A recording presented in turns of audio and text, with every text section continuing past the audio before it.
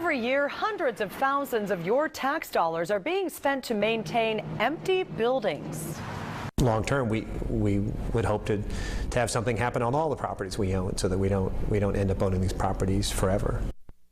In this month-long Coin 6 investigation, we dug up the record showing just how much cash is being spent on this. Welcome, everyone, to Coin 6 News at 6. I'm Kelly Day. And I'm Jeff Gianola. We sent Chris Woodard out to find out what's being done to stop that flow of cash and make sure these properties don't just become money pits. Chris? Yeah, and there's no question this is a lot of money here. Some of these out-of-use buildings come with a $500,000 price tag.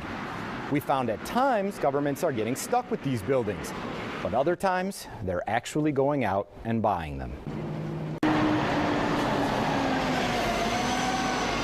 You know, it really is in the middle of it. 1,700 square feet here. They're obviously old, historic properties. A two-story for $2,000 a month here. I'm not sure you can find a better spot. 4 cute, quaint homes currently empty. And there's some parking back behind them. On the rental market and owned by, well, you. We're talking about taxpayer money. We're talking about taxpayer owned properties. We started our investigation with the State Department of Administrative Services and turned up 14 state-owned buildings that are empty. When we dug into public records to find out what they're costing you, we found a taxpayer bill of more than $550,000 a year to basically mothball them. Empty buildings you're paying for simply to make sure they don't fall apart. Obviously, there are costs when you're holding on to property, maintenance and security and things like that. The most expensive of those state properties is the vacant north campus of the Oregon State Hospital. 50 acres, 6 buildings, ringing in at $527,952 a year to mothball. Property listings show the state is trying to sell the hospital property and some of the other vacant buildings they own, but some buildings they decide to hold on to. When you talk about those decisions, do taxpayer dollars come into play? Oh, absolutely, absolutely. Because, not only, again, we're talking about taxpayer dollars to maintain those facilities, but we're also talking about taxpayer dollars that are wrapped up in the properties themselves. And you're paying for more than just state-owned empty buildings. Take a look at these Multnomah County properties we found. $43,317 a year to maintain empty houses, formerly part of a women's transition program. $31,417 spent every year on this vacant library. $6,063 on an empty office building. And the big one, $337,233 a year for the unused Wapato jail.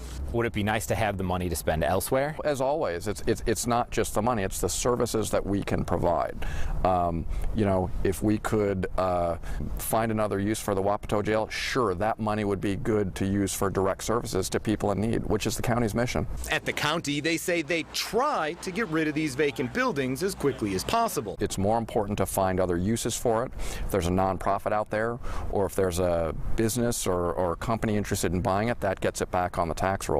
Taxpayers are also footing the bill for several empty buildings owned by the city of Portland. Our public records request revealed the Portland Development Commission alone is shelling out $142,556 a year to preserve 7 empty buildings, some of which are historic icons. We think that the benefits far outweigh the costs that we're currently. We do recognize that the longer we sit on them, the more expense we're going to incur, and those expenses are paid for by taxpayer dollars. So we've become a lot more conservative. And this is just a snapshot. The state, 1 county, and 1 city shelling out more than $1.1 million on empty buildings. Now, these public landowners tell us they recognize it would be a lot better to have revenue from the real estate by selling it or by renting it out, which they already try to do in some cases. But at some points, they admit they're also holding on to properties because they may be able to use them down the road. Multnomah County mentioned to us that women's center in the story may not be in use now, but if some kind of a grant came through, the county could restart the program and then use those houses again. If they sold the building now, then of course they'd be looking to buy it back again later.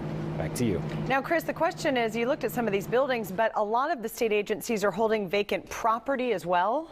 They are, and in some cases we're spending several thousand tax dollars there as well. Now there's a lot of reasons we're spending money on those, whether it's a highway right-of-way or something that's just an empty field. There's money that needs to be spent to do things like mow the lawn just to make sure this property doesn't become an eyesore.